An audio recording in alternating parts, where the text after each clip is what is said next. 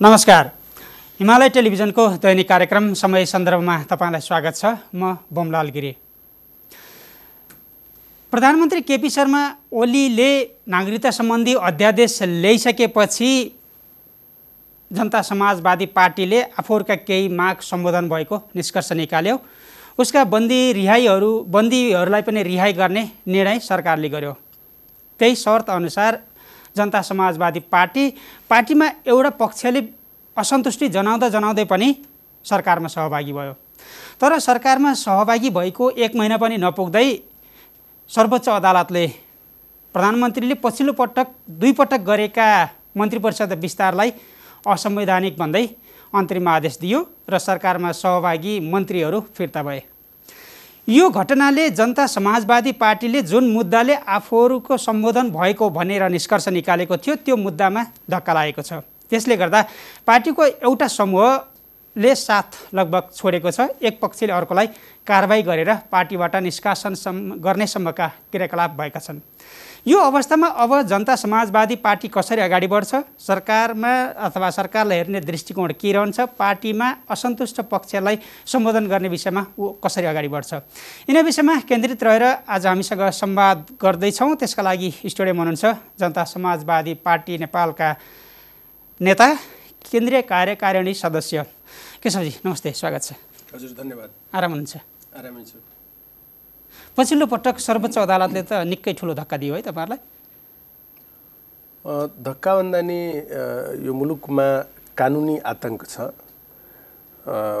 अनि कुनै पनि कुरालाई अब एउटा कुरा के हुन्छ भने हामीले संविधानको अन्तिम व्याख्या गर्ने अधिकार सर्वोच्च अदालतलाई दिएका छौँ। अब सर्वोच्च अदालतको जे आदेश आउँछ त्यसलाई मान्नु बाहेकको त अर्को विकल्प छैन हामीसँग। तर सर्वोच्चको पछिल्लो समयका केही गतिविधिहरूले आम जनतालाई न्यायपालिकाप्रति विश्वास घट्दै गइरहेको अवस्था छ। न्याय सम्पादनमा जसरी चाहिँ बायस्ड भएर निर्देशनहरू फैसलाहरू आइरहेको स्थिति छ, त्यसले चाहिँ सर्वोच्च अदालतका न्यायाधीशहरू जो एउटा आम नागरिक पनि हुन्, उनीहरूले सर्वोच्च अदालतको मान सम्मान प्रतिष्ठामाथि चाहिँ आँच आउने किसिमको कामहरू गरिरहेको देखिन्छ र सर्वोच्चको गरिमालाई कायम राख्नुपर्छ भन्ने मान्यता चाहिँ उहाँहरूमा अलिकति कम देखिरहेको अवस्था छ। त्यसकारण अब सर्वोच्चले गरेको फैसला जे छ त्यसलाई त हामीले मान्नु बाहेकको अर्को विकल्प त छैन, मान्ने नै हो। तर जुन किसिमको फैसलाहरू आएको छ पछिल्लो समय, त्यो दुर्भाग्यपूर्ण हो। त्यो वास्तवमा भन्ने हो भने हामीले कानुनी आतंक भन्ने गरेका छौँ। तपाईहरुले भनेअनुसारको फैसला नआएपछि कानुनी आतंक भएन? त्यसलाई त्यसरी पनि नभनौँ। हामीले जस्तै पछिल्लो समयमा यस अगाडि पहिलोचोटि अहिलेको प्रधानमन्त्रीज्यूले संविधानमाथि कु गर्दाखेरि, संविधानलाई नटेकेर संविधान प्रतिनिधि सभा विघटन गरेको बेलामा जब फैसला आयो हामीले स्वागत गरेका थियौँ। त्यो ठिक थियो फैसला। तर अहिले आएर जुन पछिल्लो 2टा फैसला भएको छ, एउटा चाहिँ नागरिकताको अध्यादेश सम्बन्धी र अर्को चाहिँ मन्त्रीमण्डल विस्तारको सम्बन्धमा, त यो अलिकति विवादास्पद फैसला नै हो। अब जस्तै नागरिकता अध्यादेशको यहाँले सुरुमै चर्चा गर्नुभयो। नागरिकता अध्यादेशमा के भनिएको छ भने अदालतले कि यो विधायकीको अधिकार हो, व्यवस्थापिकाको अधिकार हो, कार्यपालिकाले यसलाई चाहिँ अधिकार क्षेत्रभन्दा बाहिर गएर चाहिँ यो फैसला के भन्छ कानुन ल्याएको हुनाले यसलाई मान्न सकिँदैन। अब संविधानमा व्यवस्था भए पनि व्यवस्थापिकाबाट चाहिँ कानुन बनाएर यसलाई अगाडि बढाउनु पर्छ भन्ने कुरा सर्वोच्चले गर्यो एकातिर। त्यो त अब विधायकी अधिकार हुँदाहुँदै संसदबाट कानुन बनाएर अघि बढ्नुपर्ने कुरालाई सर्वोच्चले त्यही ठिकै हो त भनिदियो। कसरी यो कानुनी होइन, उल्लङ्घन भयो त? कानुन कहाँनिर भयो उल्लङ्घन भन्दैछु। अब पहिलो कुरा त हाउस थिएन, हाउस नभएको अवस्था हो। हाउस चलेको अवस्थामा पनि 3 वर्षदेखि त्यो कानुन अगाडि बढ्न सकिरहेको थिएन। 3 वर्षदेखि नागरिकता विधेयक हाउसमा छ, यहाँले थाहा पाउनु भएको छ। त 3 वर्षमा पनि कानुन नबन्दा हामीले कल्पना गरौँ कि 2072 साल असोज 3 गतेपछि कुनै पनि जन्मसिद्ध नागरिकका सन्तानले नागरिकता प्राप्त गरेका छैनन्। 6 वर्षमा चाहिँ लाखौं नेपाली युवा नागरिकता प्राप्त गर्न सकेका छैन, जसको असर के परिरहेको छ भने उनीहरू उच्च शिक्षा हासिल गर्न सकिरहेका छैनन्, उनीहरूले रोजगार गर्न सकिरहेका छैनन्, व्यवसाय गर्न सकिरहेका छैनन्, राज्यबाट पाउने अन्य सुविधाहरू प्राप्त गर्न सकिरहेका छैनन्, पासपोर्ट बनाउन सकिरहेका छैनन्, विदेश जानबाट वञ्चित छन्। किन रहेछ कुरा बुझ्नुभयो, कुरा उठाउनुभयो संसदमा? हो, उठाइयो। त त्यो के रहेछ भनेपछि कि संविधानमा दिएकै अधिकार रहेछ कि जन्मसिद्ध नागरिकका सन्तानहरूले वंशजको आधारमा नागरिकता प्राप्त गर्नेछ भनेर प्रष्ट लेखिएको छ संविधानमा। त्यही संविधानलाई टेकेर हामीले के भन्यौँ भने हामीसँग यो पछिल्लो समय डायलग चलिरहँदा कि नागरिकतामा अन्य समस्याहरू पनि छन्, तर ती समस्याले राज्यविहीनताको अवस्था छैन। तर यो समस्या जो छ जन्मसिद्धका सन्तानले नागरिकता नपाएको, यो राज्यविहीनताको स्थिति भयो। त्यसकारणले कुनै पनि नागरिक अनागरिक भएर बाँच्नु हुँदैन मुलुकमा। त्यसकारण यसलाई छिटो टुङ्ग्याउनुपर्छ। त्यो भनेपछि अनि अध्यादेश आएको हो। अनि सर्वोच्चले एकातिर के भन्यो भने कि यो कानुन बनाएर गर्नुपर्ने हो। अध्यादेश कानुन होइन, अध्यादेश कानुन हो, कानुनी मान्यता छ। आजसम्म यो मुलुकमा अध्यादेश आएकोलाई कुनै पनि तपाईँले घटना हेर्नुहोस्, सर्वोच्चबाट तपाईँले यसरी चाहिँ त्यसलाई चाहिँ फिर्ता गरेको, त्यसलाई नमानेको उदाहरण छैन। नागरिकता अध्यादेशको फाइदा बेफाइदाको बारेमा हामी तपाईसँग फेरि बहस गरौँला। एउटा मात्रै ठिक छ, एउटा मात्रै यसको कुरा म भनिहालौँ हजुरलाई कि यसमा के गर्यो भने एकातिर त व्यवस्थापिकाले अधिकार मिच्नु हुँदैन भन्यो होइन, अर्कोतिर के गरेछ भने सर्वोच्चले इन्डिभिजुअल बेसिसमा जो जन्मसिद्धका सन्तानहरू आउँछन् रिट लिएर उसको लागि चाहिँ सिडिओ अफिसरको नाममा परमादेश जारी गरेको छ कि उसलाई नागरिकता दिनु भनेर। एकातिर आफैले व्यवस्थापिकाको अधिकार मिच्दा चाहिँ न्यायपालिकाले अधिकार मिचेको नठहर्ने, तर अर्कोतर्फ हौस नै नभएको बेलामा कार्यपालिकाले आफ्नो अधिकार प्रयोग गरेर कानुनै ल्याउँदा, अध्यादेश ल्याउँदा, अध्यादेश कानुन हो, कानुनै ल्याउँदा त्यसलाई चाहिँ कसरी गलत साबित गर्न सक्छ? अनि यहाँनिर जस्तो अर्को कुरा, तपाईँले प्रधानमन्त्री केपी शर्मा ओलीले संवैधानिक कु गर्नुभयो संसद विघटन गरेर भनेर भन्नुभयो पुस 5 गतेको घटनालाई लिएर। त्यही विषयमा तपाईँहरूको पार्टीमा छलफल भयो, तपाईँको पार्टीले निर्णय पनि गर्यो यो संवैधानिक कु नै हो, विरोध गर्नुपर्छ भनेर भन्यो। त्यति बेला विरोध गर्नुभएको थियो। संवैधानिक कु गर्ने व्यक्तिलाई कसरी साथ दिन तपाईँहरू पुग्नुभयो? कि यस्तो भयो, उहाँले पहिलोचोटि गल्ती गर्नुभयो, त्यसपछि फेरि पनि गर्नुभयो? होइन, पहिलोचोटि संविधानमाथि फेरि गर्नु भएको छैन। पहिलोचोटि संविधानमाथि कु गरेपछि अनि त्यो अहिलेको सर्वोच्च अदालतले तपाईँहरूको मुद्दा सम्बोधन गर्ला भन्ने आश जीवितै छ अझै? होइन, एकदमै त्यो त स्वाभाविक रूपमा त अहिले चाहिँ यहाँले भने जस्तो अहिले संविधानमाथि कु होइन। त्यतिखेर सर्वोच्चले के भन्यो भने तपाईँले संविधानका धाराहरू प्रयोग गर्नु भएन, 76(2)बाट 76(3)मा जानु भएन, 76(3)बाट 76(5)मा जानु भएन, अनि मात्रै तपाईँ 76(7)मा जान सक्नुहुन्छ। सबै सम्भावनाहरू हुँदाहुँदै तपाईँले चाहिँ यो प्रयोग गरेको हुनाले यो गलत हो, त्यसैले संविधानलाई प्रतिनिधि सभालाई पुनर्स्थापित गर्यो। तर अहिले 1 को प्रधानमन्त्री एउटै पार्टी हुँदा पछि पार्टी फुटेपछि 76(2) को प्रधानमन्त्री बन्नुभयो, त्यसपछि त्यसमा विश्वासको मत प्राप्त नगरेपछि 76(3)बाट लार्जेस्ट पार्टीको हिसाबले प्रधानमन्त्री बन्नुभयो, त्यसपछि 76(5) आह्वान भयो। 76(5)मा पनि दुवै पक्षको दावेदारी खारिज गरिदियो राष्ट्रपतिले। त्यस्तो चाहिँ पाइँदो रहेछ? पाइयो त। के हुन्छ भनेपछि 76(5) को अपव्याख्या गरियो। अपव्याख्या यस अर्थमा गरियो, अपव्याख्या गरेर प्रधानमन्त्री केपी शर्मा ओली हुनुभयो? होइन, प्रधानमन्त्री अव्याख्या गरेर भएको होइन। अनि अहिले चाहिँ अदालतमा 76 भएको कुरा चाहिँ प्रमाणित हुँदो रहेछ? त्यो प्रमाण होइन। के हो भनेपछि एकातिर लोकतान्त्रिक शरीर उपस्थित हुनु प्रमाण नभएर एउटा पार्टीको बहुमत सांसद मसँग छन् भनेर तपाईँको दलको तर्फबाट जानु त्यो चाहिँ हाम्रो संविधानले स्वतन्त्र सांसदको मान्यता स्थापित गर्दैन। हाम्रो संविधानमा स्वतन्त्र सांसदको कुनै औचित्य र अर्थ हुँदैन। त्यहाँ पार्टीहरूको समर्थन चाहिन्छ, दलको समर्थन चाहिन्छ। 76(5)मा के भनेको छ भने कुनै पनि प्रतिनिधि सभाका सदस्य प्रधानमन्त्रीको उम्मेदवार हुन पाउँछ। त्यसो भए दलले समर्थन पहिले कारबाही गरेर त्यो संसद पद खारेज गरिदिए भए हुन्थ्यो नि? कसको पद खारिज गरिदिनु पर्छ? तपाईँले अहिले कुरा गर्न खोजेको सन्दर्भ चाहिँ नेकपा एमालेको हुन सक्छ, त्यही भएर होइन। जुनसुकै पार्टीको सन्दर्भमा पनि तपाईँ चाहिँ एज अ यदि तपाईँ प्रतिनिधि सभा सदस्य हो, तपाईँ स्वतन्त्र सांसद हो भने पनि 76(5)ले तपाईँलाई प्रधानमन्त्रीको उम्मेदवार बन्न पाउने अधिकार दिएको छ। संसद नभएको अवस्थामा पनि होइन। म त्यति 76(5) को त्यतिखेरको कुरा गर्दैछु। अनि 76(5) को अहिले जो व्याख्या भइरहेको छ नि त्यसमा चाहिँ दलको समर्थन चाहिन्छ, इन्डिभिजुअल व्यक्तिको समर्थनको कुनै अर्थ छैन। बहुदलीय व्यवस्थामा यसरी यदि अराजकता छोड्ने हो र इन्डिभिजुअल व्यक्तिहरूलाई छोडिदिने हो भने त त्यसको कुनै अर्थै रहँदैन। हाउसको कुनै पनि प्रक्रियामा व्हिप जारी हुन्छ, कुनै पनि प्रक्रियामा एउटा सामान्य कानुन ल्याउँदा पनि हाउसको चाहिँ व्हिप जारी हुन्छ। त्यति बेला तपाईको संसदीय दलको नेता नै चयन गर्न सक्नु भएको थिएन, संसदीय दलको विधान पनि बनाउन सक्नु भएको थिएन, अध्यक्ष दुई हुनुहुन्छ, दुईजना अध्यक्षको निर्णयबाट गर्ने भनेको छ, तपाईहरुको अध्यक्षले चाहिँ एकल निर्णयबाट गर्ने होइन, त्यो एकदम गलत कुरा हो। त्यतिखेरसम्म सबै निर्णयहरू भइसकेको छ, म अहिले त्यो निर्णयहरूमा आउला। एकल अध्यक्षलाई पनि अधिकार छ र पहिलो वरियताको अध्यक्षलाई अधिकार छ, पहिलो कुरा। दोस्रो कुरा, संसदीय दलको विधान 29 गते पारित भएको छ, संसदीय दलको नेता 30 गते चयन भएको छ, अनि त्यो आधारमा चाहिँ जेठको 6 गते चाहिँ प्रक्रिया अगाडि बढेको छ। वैशाख 29 र 30 गतेको घटनापछि त्यो अगाडि बढेको हो, सबै विधि प्रक्रिया अनुसार भएको छ, संसदको बहुमतले चाहिँ निर्णय गरेको छ। र त्यसलाई मान्दिन भनेपछि यो कस्तो अभ्यास हो? नेताको कुरा गर्दै हुनुहुन्छ, त्यो त अब सांसदहरुले अपहरण शैलीमा होटलमा लगेर थुनेर बहुमतका आधारमा गरिएको भनेर भनेको छ। यद्यपि बहुमत नहुँदै भने तपाईकै पार्टीका अर्को पक्षले भन्ने गरेको कुरा त्यो भन्ने कुरा हो। लोकतन्त्रमा जहाँ अब तपाईले भर्खरै चाहिँ व्यक्तिहरू नै स्वयं उपस्थित भएर गरेपछि व्यक्तिको अर्थ छैन भन्नुहुन्थ्यो, त संसदीय दलमा बहुमतबाट हो चुनिने संसदीय दलको नेता। त्यो पनि तपाईले त्यो पनि त भन्नु नि त। त्यसो भए अब बहुमत सांसदहरू सशरीर आफ्नो पार्टी होइन, आफ्नो पार्टीमा एउटै दलभित्र संसदीय दलको नेता चुन्ने प्रक्रिया के हो त? त्यो संसदहरू मध्येको बहुमत चाहियो। एउटै पार्टीको कुरा गरिरहेको छु, तर दुईटा पार्टीको फरक पार्टीको प्रक्रियामा धेरै पार्टीहरू कुनै प्रक्रियामा भाग लिन्छ भने त्यहाँ चाहिँ एउटा पार्टीको संसद चाहिँ एउटा विषयमा चाहिँ आधा संसद एकातिर आधा संसद एकातिर हुँदैन, त्यो अराजकता हो। विधि प्रक्रिया अनुसार होला नि, संविधानले त्यस्तो कहीँ पनि व्याख्या गरेको छैन पहिलो कुरा, र त्यसरी गर्न पनि पाइँदैन। तपाईले संसदको कुनै पनि एउटा मलाई प्रक्रिया बताउनुस् जहाँ व्हिप जारी हुँदैन।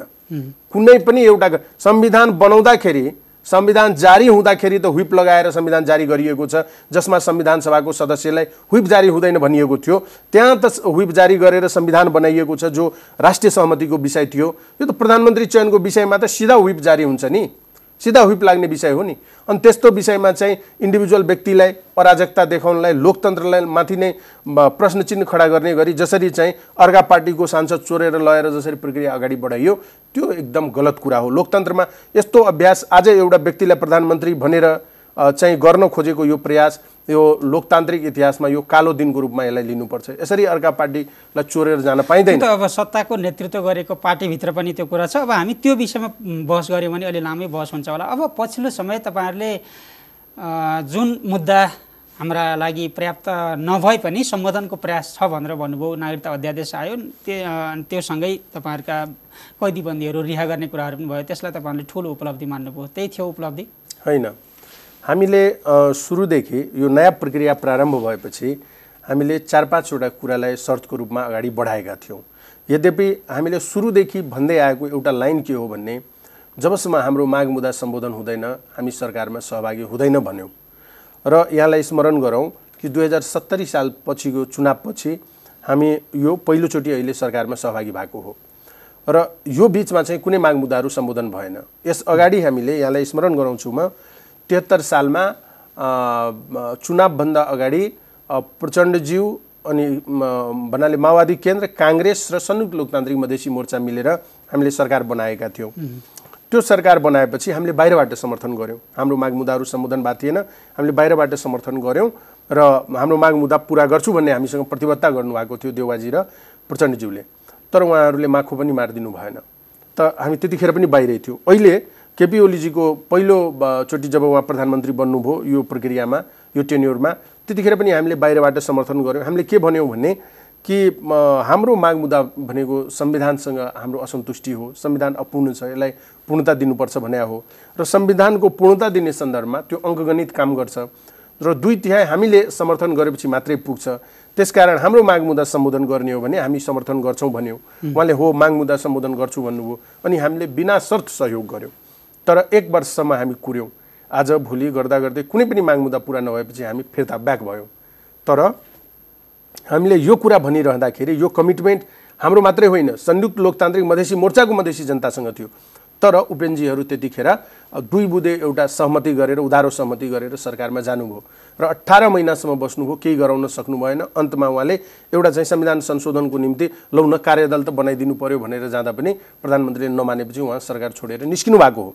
त हामीले यो पछिल्लो चरणमा शर्तहरू राख्यौँ कि हामीसँगै आन्दोलन गरेका साथीहरूमाथि झुट्टा मुद्दा लगाइएको छ, कति साथीहरू निर्वासित भएर बस्नु भएको छ, कति जेलमा हुनुहुन्छ। दोस्रो कुरा कि त्यसकारणले ती साथीहरू जो जेलमा हुनुहुन्छ उनीहरूको रिहाई चाहियो, मुद्दा फिर्ता गरिदिनु पर्यो, बन्दीहरू रिहाई गरिदिनु पर्यो। र तेस्रो कुरा हामीले नागरिकता सम्बन्धमा पनि गरेका थियौँ। यो कमसेकम अरू कुरा नभए पनि यो जुन अहिले जन्मसिद्धका नागरिकहरू जो अनागरिक भएर बस्नु परेको अवस्था छ, राज्यविहीनताको अवस्था छ, त्यसको एउटा समाधान इमिडिएट खोजौँ। संविधानले भनेको कुरा हो, त्यसमा हामीले छुट्टै कुनै एक्स्ट्रा केही गर्नु पर्दैन। कानुनको अभाव छ, कानुन एउटा चाहियो भने हो। त्यसपछि हामीले चाहिँ संविधान संशोधनको निम्ति एउटा कार्यदल बनाऊँ र कार्यदल बनाएर हामीले त्यो कार्यदललाई एउटा समय सीमा तोकौँ, क्याबिनेटबाट डिसिजन गरौँ भन्यो र त्यसपछि चाहिँ हामीले लाल आयोगको प्रतिवेदन सार्वजनिक गर्ने भन्यो। त स्टार्टिङ भयो, सुरुवात भयो। के पुरा भयो म भन्दैछु सबभन्दा ठक्कर भयो त फेरि त छैन। अब यस्तो कुरा छ, राज्यले के गरिरहेको छ, सरकार कार्यपालिकासँग तपाईँले कुरा गरिराख्नु भएको छ। अब न्यायपालिकाको सम्बन्धमा मैले सुरुमै भने अहिले कानुनी आतंक छ। न्यायमूर्तिहरू चाहिँ न्यायमूर्ति नभएर एउटा व्यक्तिको हिसाबले सोचिराख्नु भएको छ। उहाँहरूमा नस्लीय चिन्तन पनि हाबी भएको देखिन्छ। त्यो बिस्तारै इतिहासले त्यसको मूल्याङ्कन गर्छ, त्यो विषयमा पनि हामी सोचविचार गरौँला। त मुद्दा फिर्ता भयो, 18 थान मुद्दा फिर्ता भएको छ, जसमा 139 जना रिहा हुने कुरा भयो। उहाँहरू चाहिँ अब निर्वाध रूपले जो निर्वासित हुनुहुन्थ्यो मुलुकमा आएर आफ्नो निर्वाध रूपले स्वतन्त्र रूपले काम गर्न पाउनुहुन्छ। अझै त्यसमा केही माग मुद्दाहरू बाँकी छन्, जस्तै रेशम चौधरीको कैलालीको घटना बाँकी छ र महोत्तरीको घटना बाँकी छ। रेशम चौधरीको सन्दर्भमा अदालतको दुईटा इजलासले यही कानुनी आतंक छ जुन देखिन्छ, जबकि राज्यको कार्यपालिकाको अधिकार क्षेत्रभित्र पर्ने कुरा हो कि कुन मुद्दा फिर्ता लिने, कुन मुद्दा फिर्ता नलिने। तर न्यायपालिका हरेक ठाउँमा हस्तक्षेप गरेको छ। कल्याण श्रेष्ठको एउटा इजलासले के भन्छ, अदालतको दुईवटा तहबाट फैसला भइसकेको मुद्दा सरकारले फिर्ता गर्न नपाउने भनेर एउटा निर्णय गरिदिएको छ।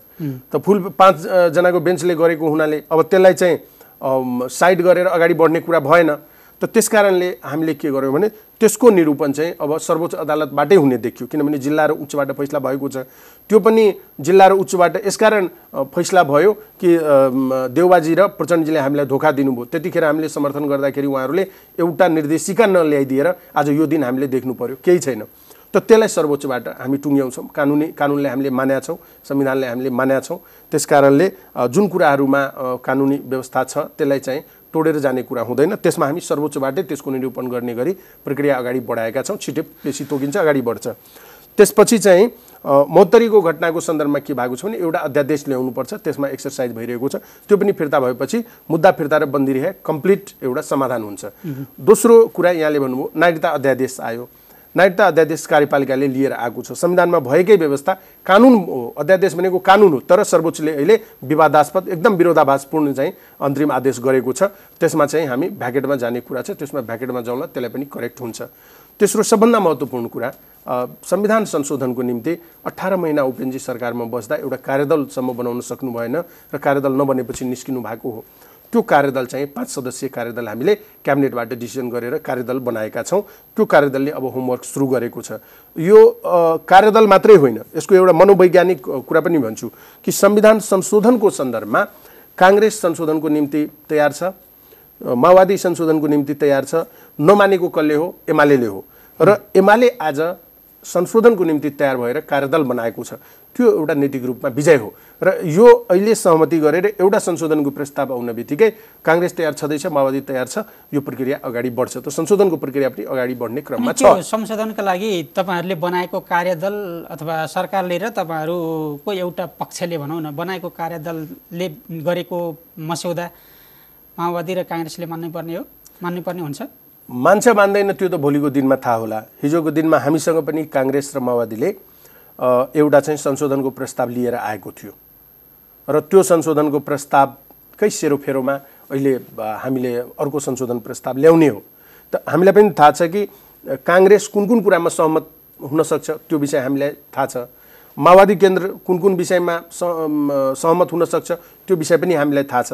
त त्यसकारण त्यसरी हामी चाहिँ एउटा प्याकेज बनाएर ल्याउँछौँ उहाँहरू तयार भएर संशोधनको लागि तयार भएर अगाडि बढ्नुभयो भने ठिक, बढ्नु भएन भने त्यो प्याकेज लिएर हामी जनताको बिचमा जान्छौँ कि यो प्रस्तावमा एमाले पनि सहमत हो, हामी पनि सहमत छौँ, अब यसलाई चाहिँ पुरा गराउने दायित्व तपाईँहरूको हो, त्यो हामीलाई बहुमत चाहिन्छ। जस्तो प्रधानमन्त्री केपी शर्मा ओली त कुनै समय झन्डै 2/3 प्रधानमन्त्री हुनुहुन्थ्यो, 2/3 प्रधानमन्त्री भएको बेला पनि तपाईँहरूका मुद्दा सम्बोधन भएनन् भनेपछि अहिले अल्पमतको प्रधानमन्त्रीले तपाईँहरूले उठाएका गरेका यी मस्यौदाको कार्यदल यो सबै मान्नुपर्छ अथवा पास हुन्छ संसदबाट, किनभने त्यो त पास हुनुपर्ने संसदबाट हो, लाग्छ तपाईँलाई त्यस्तो? प्रश्नै प्रश्न छ, तपाईँले गरेको प्रश्न ठिक हो, तर समय सबै कुरा निर्धारण गर्दछ। हिजो समयले सबै कुराको जवाब दिन्छ। हिजो उहाँ हाम्रो माग मुद्दाको पक्षमा हुनुहुन्थेन, हिजो चाहिँ हामी आन्दोलन गरिरहँदा चर्को आलोचकको रूपमा उहाँ हुनुहुन्थ्यो। अहिले त्यसरी एकाएक सहमत हुनु क्षणिक स्वार्थका लागि रहेछ भन्ने तपाईँलाई लाग्दैन? क्षणिक स्वार्थ भन्दा पनि उहाँको स्वार्थ के हो त्यो हामीलाई मतलबको विषय भएन। सरकार हामीले जो जनताको हितमा उत्पीडित जात जाति समुदायको पक्षमा, चाहे मधेसी होस्, आदिवासी जनजाति होस् या खस आर्य होस्, सबैको उत्पीडित जात जाति समुदायको जुन हामीले माग मुद्दा लिएर अगाडि बढेका छौँ, यसको पक्षमा जो आउनु भएको छ त्यसलाई हामीले साथ लिएर जाने हो। अहिले उहाँहरू पक्षमा हुनुहुन्छ, हामी साथ लिएर उहाँहरूलाई अगाडि बढ्न तयार छौँ, हामी जाँदैछौँ, हामी यो हाम्रो माग मुद्दाहरू सम्बोधन गराउनतर्फ अगाडि बढ्छौँ। यी कुराहरू चाहिँ अहिलेकै अब संसद पुनर्स्थापना भए पनि नभए पनि अहिले नै कार्यान्वयन हुने भन्दा पनि तपाईँहरू जब चुनावमा जानुहुन्छ त्यति बेला चाहिँ के प्रधानमन्त्री केपी शर्मा ओली पनि सहमत हुनुहुन्थ्यो, त्यो भएर मुद्दा सम्बोधन गरौँ, संविधान संशोधन गरौँ भन्ने मुद्दा लिएर जानलाई सजिलो भएको छ। त्यो अन्तिम विकल्प हो। त्यो अहिले संशोधनको प्याकेज तयार भइसकेपछि विकल्प त कसरी पुरा हुन्छ? म त्यही भन्दैछु, अहिले संशोधनको प्याकेज बनिसकेपछि त्यसपछि त्यो प्याकेजमा काङ्ग्रेस र माओवादी केन्द्रसँग पनि छलफल हुन्छ, किनभने संविधान संशोधनको विषय राष्ट्रिय सहमतिको विषय हो। यो एउटा अहिले यही गठबन्धनमै हामी लागेको भए यो गठबन्धनले हाम्रो यो अल्पमतको उसले चाहिँ हाम्रो संविधान संशोधन गरिदिन्थ्यो भन्ने त छैन, यिनीहरूले पनि गर्न सक्दैनन्, यिनीहरूसँग पनि त्यो सङ्ख्या त पुग्दैन, खालि बहुमत हुने स्थिति पुग्ने होला, त्यो बाहेक त यसले पनि हाम्रो कुनै माग मुद्दा पुरा गर्न सक्दैन। त यहाँबाट चाहिँ के सिन्को माचिनेवाला छैन। मैले बुझ्न खोजेको यही हो, जब अहिलेको गठबन्धन जसलाई सर्वोच्च अदालतमा उपस्थित हुनेवालामा बहुमतसम्म देखिएको छ, त्यो सशरीर उपस्थित भएको कुराले त्यो देखाउँछ, प्रधानमन्त्रीसँग त त्यो पनि छैन नि त। लोकतान्त्रिक अभ्यासमा सशरीर उपस्थितिको कुनै अर्थ हुँदैन दलीय व्यवस्थामा। बहुमतको कुरा भयो, त्यो अझ 2/3 चाहिन्छ संविधान संशोधन गर्न, तपाईहरुको मुद्दा चाहिँ कसरी सम्बोधन हुन्छ? म त्यही भन्दैछु, हाम्रो मुद्दाको सन्दर्भमा काङ्ग्रेस संशोधनको पक्षमा छ, माओवादी संशोधनको पक्षमा छ। पहिला पनि छोडेर तपाईहरु जाने केपी ओलीसँग गठबन्धनसँग मतलब होइन, यो आम जनताको मुद्दा हो, यो आम जनताको मुद्दा चाहिँ उले पुरा गर्ने कि नगर्ने। उति बेला काङ्ग्रेस र माओवादीले धोका दिए भन्नुहुन्छ, अहिले चाहिँ तपाईहरुको मुद्दा चाहिँ कसरी सम्बोधन गर्छन् भनेको के? अनि गर्दैनन् भन्ने त जनता त छँदै छन् नि, अन्तमा त जनतामा जाने नै हो नि। हामीले मुद्दा तयार गरिसकेपछि यो उधारो सहमति हो भन्न खोजेको मैले होइन, तपाईले भन्न खोजेको कुरा के मायनेमा गलत हो भन्ने धेरै माग मुद्दाहरू छन्, तीमध्ये एउटा संशोधनको कुरामा तपाईँ 2/3 ल्याएर जोडेर त्यो विश्लेषण गर्दै हुनुहुन्छ। तपाईहरुले उठाएको त्यही होइन र? होइन, संशोधन हेर्नुस्, मुख्य मुद्दा संविधान संशोधन हो, तर अन्य मुद्दाहरू पनि हाम्रा छन्। संशोधनकै निम्ति भएको सबै मुद्दाहरू मुख्य नै हुन्। हाम्रा साथीहरू जेलमा बस्नु, हामी चाहिँ बाहिर घुम्नु, त्यो चाहिँ मुख्य मुद्दा कसरी होइन, जसको परपरिवार बालबच्चा सबै बिचल्ली भएको छ, त्यसो भए तपाईहरुले मुख्य मुद्दालाई गौण बनाएर अन्य गौण मुद्दाहरूलाई मुख्य बनाउँदै हुनुहुन्छ? होइन, सबै मुद्दा मुख्य हुन्। हामीले उठाएका कुनै पनि मुद्दा कुनै सहायक र कुनै प्रमुख भन्ने होइन, सबै प्रमुख मुद्दाहरू नै हुन्। चाहे नागरिकताको सवाल होस्, चाहे यो के भन्छ बन्दी रिहाइका कुरा हुन्, मुद्दा फिर्ताका कुरा हुन्, यो पनि मुख्य विषय हो, चाहे संविधान संशोधनको कुरा हुन्, यी पनि मुख्य विषय हुन्, सबै मुख्य विषय हो। तीमध्ये त्यहाँ केही पनि पुरा नगरेको देउबा र प्रचण्डले, सिनको पनि नभाचेको, तर यिनले चाहिँ केही कुराहरू अगाडि बढाएको, त तुलना गरौँ न, कसले के गर्यो कसले केही गर्नु, उसले केही गरेन। देउबाजी र प्रचण्डजीले एउटा सिनको भाँचिदिनु भएन हाम्रो माग मुद्दाको, तर अहिले केपी ओली जो प्रधानमन्त्री हुनुहुन्छ उहाँले माग मुद्दा सम्बोधन गरिराख्नु भएको छ, तपाईँले देखिराख्नु भएको छ। त त्यस कारणले एक ठाउँमा केही पनि नगरेको अवस्था, अब यही कुरालाई अर्को ठाउँमा गरिरहेको अवस्था, कसलाई विश्वास गर्ने? यही कुरालाई जस्तो तपाईँले मुख्य भने पनि हेर्दाखेरि त्यति मुख्य जस्तो देखिँदैन, जस्तो बन्दी रिहा लगायतका कुराहरू, ती कुराहरू त सजिलै पुरा भए। मुख्य मुद्दा त संविधान संशोधन, नागरिकता अध्यादेश लगायतका छन्, ती चाहिँ मैले चाहेर मात्र पुरा हुँदैन, यिनीहरूलाई सहमति गरिदिइहालौँ, पुरा हुँदैन भन्ने हिसाबले तपाईँहरूलाई प्रयोग गर्न खोजेको भनेर पनि तपाईँको पार्टीका नेताहरूले आशंका गरेका छन्। होइन, गर्न सकिन्छ, राजनीतिमा सबै कुरा प्रयोग नै हुन्छ। तपाईँलाई त्यस्तो लाग्छ लाग्दैन? होइन, यस्तो छ, हेर्नुहोस्, पहिलो कुरा त के हुन्छ भने जनता साक्षी छ, सबै जनताले हेरिरहेको छ कि जो पार्टी आजको दिनसम्म संविधानमा कमा फुल स्टप पनि चेन्ज हुन सक्दैन, संविधान ठिक छ उत्कृष्ट छ भनिरहेको थियो, त्यो पार्टी हामीसँग संविधान संशोधनको लागि तयार भएर आज क्याबिनेटबाट 5 सदस्यीय कार्यदलै बनाइसक्यो भनेपछि त्यो पार्टी भोलिको दिनमा कसरी स्केप हुने र भोलिको दिनमा स्केप हुन पाउँदैन भन्ने होइन, त्यसको कुनै कानुनी आधार छैन। तर स्केपै भयो भने त्यो कुराको हिसाब किताब त जनतालाई दिनुपर्छ नि त। सबभन्दा ठुलो राजनीति भन्ने कुरा तमसुक गरेर कागज गरेर राजनीति हुँदैन, विश्वासकै आधारमा हुन्छ, विश्वासै गरेर गर्नुपर्छ। त्यस कारणले हामी विश्वास गरेर अगाडि बढ्दैछौँ र उहाँहरूले धोका दिनुभयो भने हामी पनि उहाँसँग बस्छौँ भन्ने छैन। हाम्रो साथ उहाँहरूको यो मित्रता जो छ यो टुट्न सक्छ। हाम्रो माग मुद्दाको पक्षमा जबसम्म उहाँ रहनुहुन्छ तबसम्म हामी सँगै रहन्छौँ। जुन दिन हाम्रो माग मुद्दाबाट उहाँहरू भाग्नुहुन्छ हामी उहाँहरूसँग रहँदैनौँ। हाम्रो क्लियर लाइन छ कि माग मुद्दाको पक्षमा हामीसँग जो रहन्छ हाम्रो साथ उसैलाई रहन्छ। हामी प्रश्न छौँ त यसमा। फेरि पनि मेरो आशंका अथवा तपाईँकै पार्टीका नेताहरूले उठाएको कुराले जन्माएको आशंका के भने जस्तो अध्यादेश आयो, अध्यादेश आइसकेपछि तपाईँहरूको एउटा माग सम्बोधनको चरणमा पुग्यो, त्यति भएपछि तपाईँहरू सरकारमा जानुभयो, अन्य कुराहरू पनि थिए। त्यो कुरा पुरा हुन नपाउँदै हुन त तपाईँले कानुनी आतङ्क भनेर भन्नुभयो, कानुनी आतङ्क नै होला तपाईँको शब्दमा। तपाईँहरूको मुद्दा त सम्बोधन भएनन्, ती सर्वोच्चबाट उल्टिए अनि तपाईँहरू त्यही उपलब्धि ठानेर सरकारमा जाँदाखेरि सरकारमा पनि बस्न पाउनु भएन।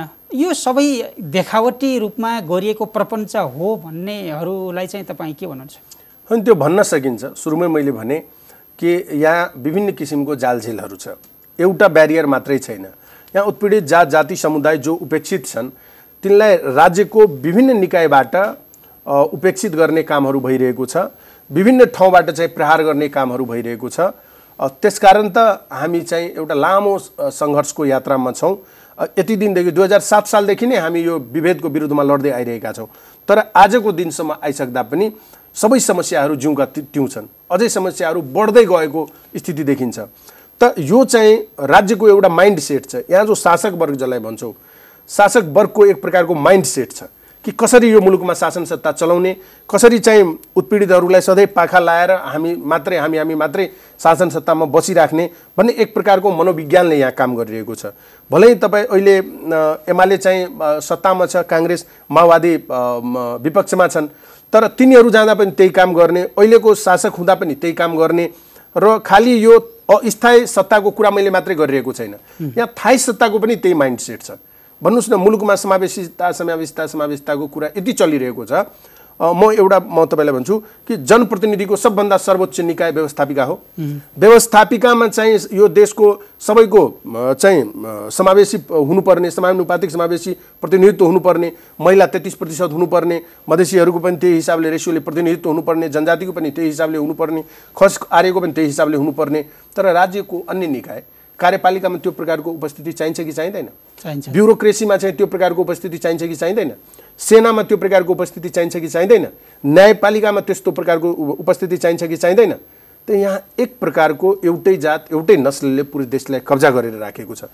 एक ठाउँबाट तपाईँ केही गरी उम्काउनु भयो भने अर्को ठाउँबाट प्रहार गरिहाल्छन्। त्यसको प्रश्न गर्ने त हामीले तपाईँहरूलाई होला नि, तपाईँहरू त सत्तारूढ पार्टीको नेता हो। तपाईँले बुझ्नु भएन, मैले त्यही कुरा भन्दैछु। मैले भने कि हामी अस्थायी सत्ताको पार्ट हो, थायी सत्ताको होइन। यहाँ थायी सत्ताको जबसम्म आमूल परिवर्तन हुँदैन, यो अस्थायी सत्ताले केही एउटा माखु मार्न सक्ने स्थिति छैन। यो देखाउनलाई मात्रै यहाँ प्रतिनिधित्व छ है। यहाँ हाम्रो प्रतिनिधित्वको जुन एउटा लडाइँ छ, यहाँ पनि हाम्रो प्रतिनिधित्व। थायी सत्ता भनेको त्यही त भन्दैछु। यहाँ थायी सत्ताको स्थिति के छ भन्ने कि यो मुलुकमा 3वटा मेजर क्लस्टर छ। एउटा मधेसी, एउटा जनजाति, अर्को खस आर्य। मधेसी समुदायको उपस्थिति यो मुलुकमा 30% छ, खसारे समुदायको उपस्थिति यो मुलुकमा 26% छ र जनजातिको 37% छ। मुख्य क्लस्टर यी नै हुन्। यसलाई जोड्नुभयो भने 95-97 भन्दा बढी प्रतिशत हुन्छ, अन्य 1-2% मा छ। त तपाईँले राज्यको संरचनाहरू हेर्नुहोस्, छुट्टा छुट्टै क्लस्टरमा त फेरि खस आर्यकै बहुमत हो नि त, होइन? छुट्टा छुट्टै क्लस्टरमा हुँदैन। कसरी? यो क्लस्टर हो, यो 3वटा मेजर क्लस्टर हो। छुट्टा छुट्टै त केही छैन। त्यो खस आर्य भन्दाखेरि पनि त्यो भित्र पनि धेरै जातहरू छ। त्यो भित्र पनि बाहुन, क्षेत्रीय, दशनामी, मधेसीमा पनि छ, धेरै जातहरू छ। त हामी जातमा नजाउँ, अहिले हामी सामूहिक क्लस्टरको कुरा गर्दैछौँ नि। क्लस्टरकै उपस्थिति हेरौँ न, जातको त झन् जेरोमा जान्छ, जातको त झन् उपस्थिति नै भेट्नुहुन्न। त यो क्लस्टरको उपस्थिति हेर्दाखेरि तपाईँ ब्युरोक्रेसीमा हेर्नुहुन्छ भने 30% जनसङ्ख्या भएको मधेसी समुदायको 7% मात्रै उपस्थिति छ। 37% जनसङ्ख्या भएको आदिवासी जनजातिको ब्युरोक्रेसीमा 7% मात्रै उपस्थिति छ। तर 26% जनसङ्ख्या भएको खस आर्यको ब्युरोक्रेसी राज्यको थाई सत्ताको जो प्रमुख अङ्ग हो त्यसमा 85% उपस्थिति छ। बढी उपभोग गरेर आइरहेको छ। मेरो अधिकार तपाईँको अधिकार खाएर बसिरहेको जो छ ऊ छोड्न तयार छैन। त्यहाँ यो हिसाबले त छेडिक भए पनि सत्तामा रहँदा त बहुमत भन्दा बढी नै हस्तक्षेप गर्न भ्याउनु भयो हैन? होइन, भ्याइदैन। त्यही त भन्दैछु। तपाईँले 25 सदस्यीय मन्त्री परिषदमा 11 जना त तपाईँहरुकै यो अस्थायी सत्ता हो। तपाईँ बुझ्नुहोस्, अस्थायी र थायी सत्ताको फरक बुझ्नुहोस्। अस्थायी सत्तामा तपाईँको उपस्थिति ठिक हो प्रतिनिधित्वको हिसाबले, तर त्यो उपस्थितिले मात्रै राज्य सञ्चालनमा खासै कुनै अर्थ राख्दैन। त्यो त तपाईँले जनप्रतिनिधिको हिसाबले यताबाट आउनुभयो, यताबाट पनि जान खोज्नुभयो, यहाँबाट केही नियन्त्रण गर्न सकिन्छ कि? यसैले हो मोनिटरिङ गर्ने। तर अहिलेको जुन शासकीय स्वरूप छ यो शासकीय स्वरूपमा यो अस्थायी सत्ताले थायी सत्तालाई कुनै पनि रूपान्तरण गर्न सक्दैन। त्यसको निम्ति त फेरि प्रत्यक्ष कार्यकारी प्रमुखको जो हामीले भनिरहेका छौँ त्यो व्यवस्था नआउन्जेलसम्म यो स्वरूप चाहिँ परिवर्तन हुँदैन। पहिलो कुरा सेनाको कुरा गरौँ न। सेना 1 लाख सेना छ। 1 लाख सेनामा 30% जनसङ्ख्या भएको मधेसी जो 30% हुनुपर्ने हो, 30,000 हुनुपर्ने हो, जम्मा 800 छ। नेपाली सेना भइसक्यो। हिजोसम्म शाही सेना थियो, आज नेपाली सेना भइसक्यो। खै त त्यसको संरचना चाहिँ समावेशी भएको। आज न्यायपालिकाको कुरा गर्नुभयो भने 1% पनि उपस्थिति छैन। यो मैले के भन्न खोजेको भने राज्यको सञ्चालन जो हुन्छ नि, राज्यको सञ्चालन भनेको थायी सत्ताबाट हुने हो। के भनिन्छ विद्वानहरूले, विश्लेषकहरूले, दार्शनिकहरूले भनेका कुरा के हुन् भने राज्यको थायी सत्ता जसलाई 3 वटा क भनेर सूत्र बनाइएको छ, कलम, कोष र कारतुस। कलम भनेको नीति निर्माण गर्ने ठाउँ भयो, कोष भनेको अर्थव्यवस्था भयो र कारतुस भनेको सेना प्रहरी प्रशासन भयो। त जुन समुदायको यसमा समानुपातिक समावेशी प्रतिनिधित्व हुँदैन त्यो समुदायलाई राज्यले उपेक्षित गरेको छ भनेर बुझ्नुहोस् र त्यो समुदायमाथि राज्यले कोलोनीको व्यवहार गरिरहेको छ भन्ने कुरा प्रश्नसँग तपाईहरुले पहिलेदेखि उठाउँदै आएका कुरा हुन्। समयक्रम अनुसार पुरा होलान् भन्ने अपेक्षा गरौँ। अब जस्तो प्रतिनिधि सभा विघटन गरिसकेपछि त्यो मुद्दा अहिले सर्वोच्चमा छ, सर्वोच्चमा निरन्तर बहस चलिरहेको छ। पुनर्स्थापना भइसकेपछि र पुनर्स्थापना नहुँदा पछिको सिनारियो चाहिँ के देख्नुहुन्छ? अब राजनीतिमा ठ्याक्कै चाहिँ ज्योतिषीको हिसाबले कुरा गरेर साध्यता छैन। त्यो दुईटै परिस्थिति जे आउँछ त्यसको लागि तत्क्षण हामी राय सल्लाह छलफल गरेर त्यसपछि एउटा परिस्थिति निर्माण गर्ने होला। तर सरसर्ती हेर्दाखेरि अहिले के देखिन्छ भन्ने कि अस्ति चाहिँ सर्वोच्च अदालतले एउटा कुरा मानिसक्यो। के मानिसक्यो भने यो काम चलाउ सरकार हो, यो निर्वाचन चुनावी सरकार हो भनेर भनिसक्यो र चुनावी सरकारलाई भनेको काम चलाउ सरकार भएको हुनाले उले चाहिँ मन्त्री परिषद विस्तार गर्न पाउँदैन भनेर अस्तिको बैठकको म्यान्डेट हो, अस्तिको सर्वोच्चको अन्तरिम आदेशको म्यान्डेट हो। त एक दिन अगाडि त्यसरी एउटा चाहिँ मानक स्थापित गरिसकेपछि अब त्यसपछि हिजोबाट सुरु भएको छलफल र बहसमा अर्को मानक कसरी स्थापित हुन्छ त? कि त हिजोको गरेको फैसला गलत हो कि आज जो गर्नेवाला छ त्यो गलत हुन्छ।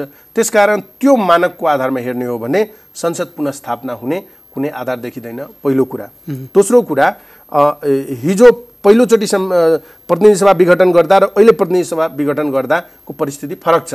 अस्ति चाहिँ सिधै हठात संविधानको कुनै पनि धारा प्रयोग नगरेर सिधै गरेको हुनाले संविधानमाथिको कु थियो, त्यो गलत काम थियो। तर आज चाहिँ संविधानको धारा 76 को 1, 2, 3, 5 सबै प्रयोग गरेर अनि 7 मा गएको अवस्था छ। त्यसकारणले यो कानुन सम्मत देखिन्छ। त्यसकारण पनि यो संसद पुनर्स्थापना हुने स्थिति देखिँदैन। ठिकै छ। अब सर्वोच्चले जे गर्ला मान्नको लागि त तयार हुनै पर्यो। अब सर्वोच्चले यदि पुनर्स्थापना गरिदियो भने त्यति बेला चाहिँ अथवा गरिदियो अथवा गरिदिएन भने प्रधानमन्त्री केपी ओलीसँगको तपाईँहरूको सम्बन्ध निरन्तर यस्तै चल्छ कि हुन त तपाईँले अघि चाहिँ यो हाम्रा मुद्दाहरू सम्बोधन गर्ने क्रममासम्म चाहिँ हामी सँगै जान सक्छौँ भनेर भन्नुभयो। त्यसपछि चाहिँ सरकारलाई हेर्ने अथवा एमाले पार्टी अध्यक्षलाई हेर्ने दृष्टिकोण चाहिँ के हुन्छ? तपाईँहरूको कुनै परिवर्तन हुन्छ? सामान्य कुरा के हो भन्ने मैले सुरुमै सैद्धान्तिक कुरा भन्ने कि हाम्रो मित्रता अथवा शत्रुता हाम्रो माग मुद्दाको सन्दर्भमा जोडिएर हेर्नुपर्छ। हाम्रो माग मुद्दा सम्बोधन गर्ने सवालमा जबसम्म कुनै पनि शक्ति चाहे कांग्रेस, माओवादी अथवा एमाले जो कोही पनि हाम्रो मुद्दासँग नजिक रहनुभयो, हाम्रो मुद्दालाई समर्थन गर्नुभयो र हाम्रो मुद्दालाई सम्बोधन गराउनेतर्फ जबसम्म लाग्नुहुन्छ तबसम्म चाहिँ हाम्रो सहमति रहन्छ, हाम्रो चाहिँ सहकार्य रहन्छ। र जुन दिनदेखि हाम्रो मुद्दाबाट उहाँहरू टाढिनुहुन्छ, समर्थन रहँदैन अथवा सम्बोधन गराउनेतर्फ प्रयास गर्नुहुन्न, त्यो दिनदेखि उहाँहरूसँग हाम्रो सहकार्य सम्भव हुँदैन। त्यसकारण मुद्दाको आधारमा जो कोहीसँग पनि हाम्रो नजिक र टाढा हुने सम्बन्ध हो। त त्यसकारणले भोलिको दिनमा मानव संसद पुनर्स्थापनै भयो भने पनि हाम्रो यो सम्बन्ध रहिरहन्छ, तबसम्म रहिरहन्छ जबसम्म उहाँहरू हाम्रो माग मुद्दाको पक्षमा रहिरहनुहुन्छ। अब अरूसँग त यसरी आफ्नो माग मुद्दालाई समर्थन विरोध गर्ने हिसाबले नजिक र टाढा हुने कुरा गर्नुभयो, तर आफ्नै पार्टीका नेताहरूसँग चाहिँ त्यो सम्बन्ध राख्न सक्नु भएन, अथवा सरकारमा सहभागिताको विषयलाई लिएर जनता समाजवादी पार्टी लगभग विभाजनकै अवस्थामा पुगेको छ। एक अध्यक्षले अर्कोलाई कारबाही गर्ने, स्पष्टीकरण सोध्ने र पार्टीबाट निष्कासन गर्ने सम्मका कामहरू भएका छन् र यो मुद्दा अहिले निर्वाचन आयोगमा छ। उहाँहरूले त भन्नुहुन्थ्यो सरकारमा नजानुस्, अब सरकारले अदालतले पनि तपाईँहरूलाई सरकारबाट निकालिदिइसकेपछि एक भएर जान सक्ने ठाउँ छ कि छैन? अब सरकारले निकालेको होइन, सर्वोच्चले। अब सर्वोच्चले के गरेको छ त्यो कानुनी आतंक हामीले सुरुमै भनिसक्यौँ, पहिलो कुरा। दोस्रो कुरा के हो, तपाईँहरू त्यही आधार मुद्दालाई आधार मानेर निस्कनु भयो। दोस्रो कुरा के हो भन्ने कि उहाँहरूले चाहिँ हामीलाई जानुस् नजानुस् भन्दा पनि उहाँहरू जस्तो जनतालाई धोका दिने काम हामी गर्न सक्दैनौँ। उहाँहरूको नजरमा तपाईँहरूले धोका दिएको होइन, उहाँहरूले दिनुभएको छ। तपाईँ पनि एउटा के भन्छ न्युट्रल भएर सोच्नुहोस् कि 18 महिना सरकारमा रहनुभयो, उधारो सहमति गराएर जानुभयो, एउटा सिन्कोसम्म भाँच्नु भएन। आज चाहिँ म त्यही भन्दैछु म त्यही भन्दैछु कि आज उहाँहरू के भन्दै हुनुहुन्छ भन्ने कि यो त प्रशासनिक कुराहरू हो, यो त जसले नै गर्न सक्छ, किन गर्न सक्नु भएन 18 महिनासम्म? पहिलो कुरा यो त प्रचण्डजी र देउबाजीले यसै गर्नुहुन्छ भन्नुहुन्छ। हामी चाहिँ यो सरकारलाई चाहिँ झन्डै 20-22 महिना सपोर्ट गरेर प्रचण्डजी र देउबाजीलाई बनाएका थियौँ। त्यतिखेर उहाँहरूले किन चाहिँ यो माग मुद्दाहरू सम्बोधन गरिदिनु भएको थिएन? एक वर्ष अगाडि एकता गर्ने बेलामा रातारात एकता गर्नुभयो, त्यो छलफल गर्न भ्याउनु भएको थिएन? होइन, सबै छलफल भ्याइएको थियो, सबै कुराहरू भएको थियो। उहाँहरू चाहिँ हाम्रो शर्तै थियो, यदि यहाँलाई स्मरण छ भने हाम्रो शर्तै थियो तपाईँ सरकारबाट बाहिरिनुहोस्, पहिला हामीले यो सरकारलाई समर्थन दिँदा माग मुद्दा पुरा भएन, हामी बाहिरौँ, तपाईँ पनि बाहिरिनुहोस् अनि हाम्रो एकता हुन्छ भनेको थियो। उहाँहरू बाहिरिनु भयो। अनि अहिले उहाँले नजानुस् भन्दा चाहिँ तपाईँलाई हतार गरेर जानु पर्यो? हतार होइन, परिस्थिति नै फरक भयो। उहाँहरू चाहिँ उधारो सहमति गरेर जानुभयो र केही माग मुद्दा पुरा नभएपछि फर्किनु भएको हो। हामीहरूले माग मुद्दा सम्बोधन गराएर अनि सरकारमा सहभागी भएको हो। परिस्थिति दुईटा फरक कुरा छ। हेर्नुहोस्, तपाईले आफ्नो एजेन्डालाई बिर्सिनु हुँदैन। हामीले हाम्रो माग मुद्दा सम्बोधन भएपछि सरकारमा जाने भन्या हो, हामी के सरकारमा जानै हुँदैन भन्या होइन। हामीले जनताले एउटा जनप्रतिनिधिलाई जिताएर पठाएपछि उ चाहिँ त्यो मन्त्री बन्न जानु नै हुँदैन भनेको होइन। यो च्यारिटी खोल्नलाई पार्टी बनाइएको पनि होइन, यो सोसियो पोलिटिकल पार्टी हो। के भन्छ, जनताबाट जितेर आउने, सत्तामा जाने र सत्तामा पुगेर जनताको सेवा गर्ने, विकास गर्ने, निर्माण गर्ने, समृद्धितर्फ अगाडि बढ्ने हो। यो राजनीतिक पार्टी खोल्नुको उद्देश्य त्यो हो। त्यसकारण नजाने भन्या होइन, तर हाम्रो माग मुद्दा सम्बोधन भएपछि जाउँला भन्या थियो। के सहमति गर्नुभएको थियो कि कार्यान्वयन भए भन्ने कुरा त हामीले अब छलफल अगाडि नै भनिसके। दोस्रो कुरा यहाँले भन्नुभयो कि हाम्रो पार्टीको नेताहरू गलत ट्र्याकमा हुनुहुन्छ, उहाँहरू पनि प्रतिगमनकारीहरूको साथमा हुनुहुन्छ। मुलुकलाई चाहिँ अधोगतितर्फ धकेल्ने शक्तिहरूसँग उहाँ मिल्नु भएको छ र उहाँ एउटा यस्तो पात्र, माओवादीका केन्द्रका अध्यक्ष प्रचण्ड, उहाँको महत्त्वाकांक्षाले गर्दाखेरि यो देशको मुलुकको राजनीति आज यो अवस्थामा पुगेको छ। हिजो हामीले यो चुनाव भएर आउन बित्तिकै प्रचण्डजीलाई के भनेका थियौँ भने, तपाईँ सङ्घर्ष गरेर आएको व्यक्ति, परिवर्तनकारी व्यक्ति, तपाईँ चाहिँ 5 वर्षसम्मलाई नेतृत्व गर्नुहोस्, हाम्रो समर्थन तपाईँसँग छ। काङ्ग्रेसले पनि समर्थन गर्न तयार भयो, समाजवादी त्यतिखेर पनि समर्थन गर्न, सङ्घीय समाजवादी पनि तयार भयो। हामी सबै उहाँलाई समर्थन गर्न खोजेपछि उहाँ चाहिँ होइन हुँदैन फुत्केर चाहिँ भाग्नुभयो कोसँग मिल्नलाई, ओलीजीसँग जानुभयो। र उहाँको महत्त्वाकांक्षाले गर्दाखेरि आज मुलुकको यो अधोगतितर्फ मुलुक पुगेको छ। र उहाँको पर्सनल प्रतिशोधको कारणले अहिले जो उतापट्टि अर्को विपक्षी गठबन्धन बनेको छ त्यसमा सती जान सक्ने स्थिति छैन। उहाँलाई जे कुरा ठिक लाग्छ त्यही आधारमा राजनीति घुमिराख्नुपर्छ भन्ने पनि छैन। प्रचण्डको पछाडि जसरी पुच्छर भएर उहाँहरू अहिले हिँडिराख्नु भएको छ, उधारो सहमति गरेर अझै पनि भाग्न तयार हुनुहुन्छ, हामी त्यस्तो अब गर्न सक्दैनौँ। हामीले प्रचण्डजीलाई विश्वास गरेको हो अघिल्लोचोटि उहाँले प्रधानमन्त्री बनाउने बेलामा, तर उहाँले हाम्रो माग मुद्दा पुरा गर्नु भएन। अहिले प्रतिगमनको कुरा हुन्छ, हामी अलिकति पछाडि फर्क्यौँ न। यही देउबाजी होइन 58 सालमा राजालाई गएर सबै कुरा बुझाएको, राजालाई बुझाउने व्यक्ति कसरी चाहिँ अहिले लोकतन्त्रवादी भयो? र केपी ओली के राजाको छोरो हो?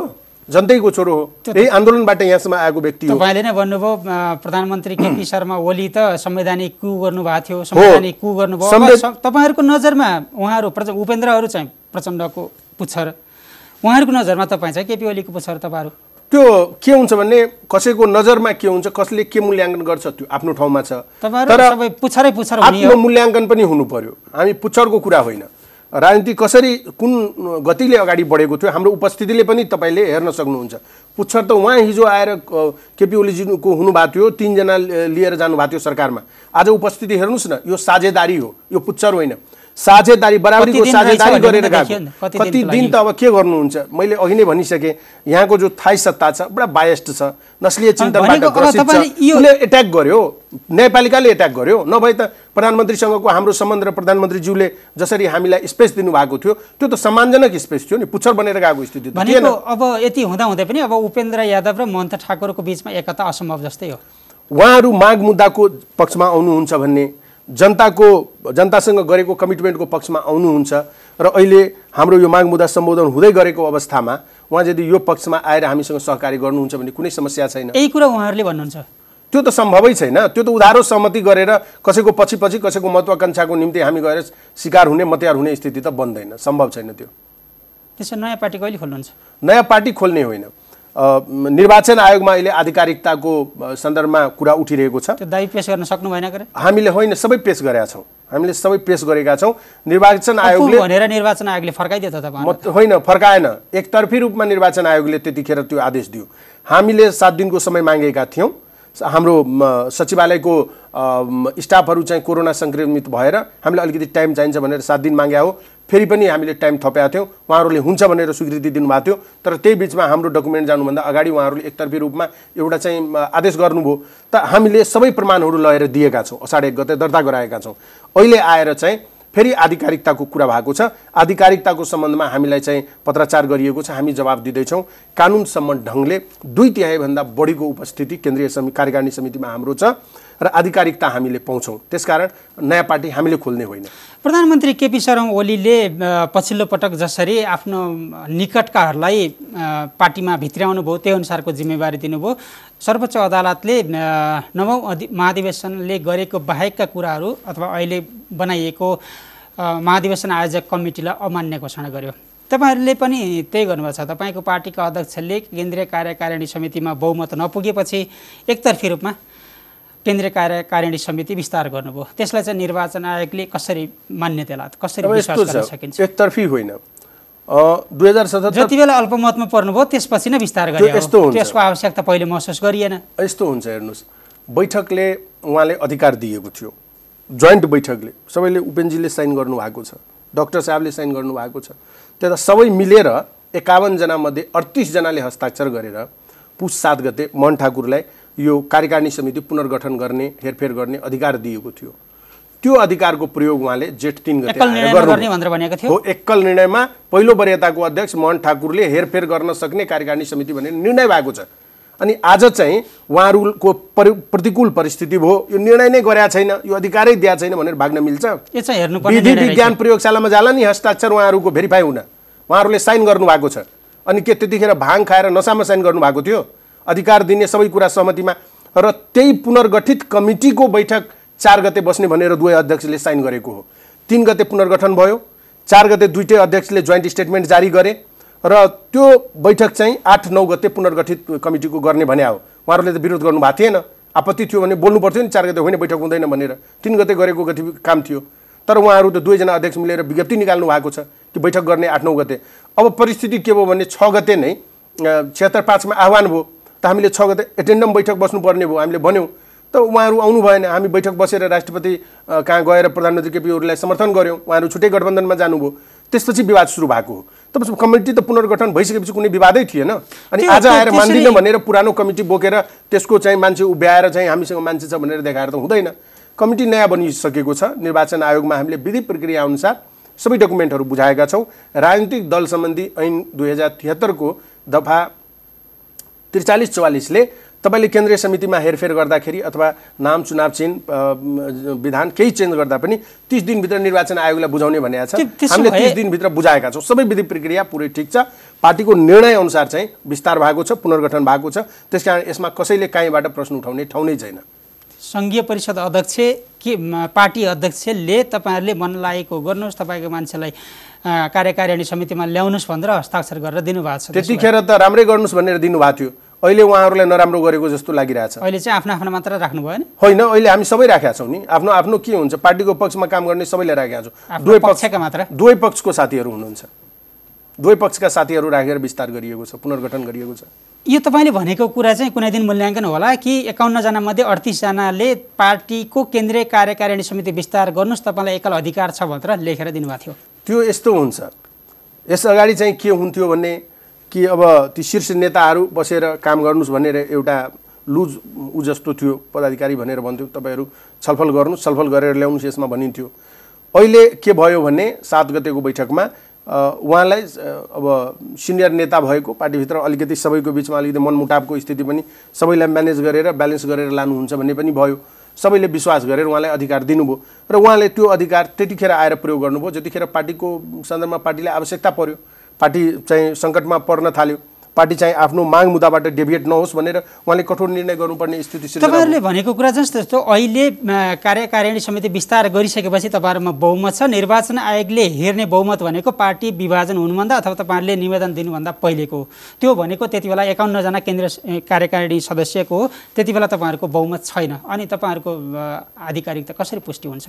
अब त्यो ती साथीहरू पहिलेदेखि पार्टीको मिटिङमा पनि नआउने, अनुपस्थित भइराख्ने, जिम्मेवार पनि नहुने, जिम्मेवारीपूर्ण तरिकाले काम पनि नगर्ने, ती साथीहरूले फेरबदल गर्नुपर्छ भनेर आफै सहमति गरेर ती साथीहरूमा यसमा यो कार्यकारिणी समितिमा फेरबदलको आवश्यकता छ भनेर त्यो त पछि त चिन्दैन नि त। चिन्छ। निर्वाचन आयोगमा तपाईँले विधि प्रक्रिया अनुसार समयमै सबै कुरा बुझाएपछि निर्वाचन आयोगले चिन्छ, कसरी चिन्दैन?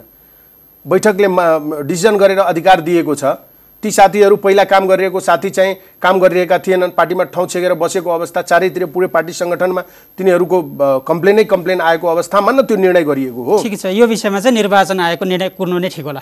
होइन, निर्वाचन आयोगले निर्णय गर्छ र निर्वाचन आयोगले पुरै विधिसम्मत तरिकाले निर्णय गर्छ र हामीलाई विश्वास छ कानुनसम्मत तरिकाले निर्णय गर्छ र कानुनी तरिकाले निर्णय भयो भने हामीले आधिकारिकता प्राप्त गर्छौँ। त्यो भएन भने राजपा बिउतिन्छ? होइन, राजपा बिउताउनु त कुनै कुरै भएन नि। राजपा किन बिउतिन्छ? आधिकारिकता पाउनु भएन भने? आधिकारिकता एकदम पाउँछौँ, नपाउने कुरै छैन नि। हाम्रो सबै विधि प्रक्रिया पुरा गरेर काम गरेको हुनाले त्यसमा नपाउने सवालै छैन, त्यतातिर त जाने कुरै भएन त। हस्, धन्यवाद। हस् त, यहाँलाई पनि धन्यवाद। हुनुहुन्थ्यो जनता समाजवादी पार्टीका नेता केशव झा। उहाँसँग हामीले पछिल्लो समय सर्वोच्च अदालतको फैसलापछि उत्पन्न परिस्थिति बारेमा केन्द्रित रहेर कुराकानी गऱ्यौँ। यसका साथै आजलाई समय सन्दर्भ यति नै। भोलि फेरि आउनेछौँ। नमस्कार।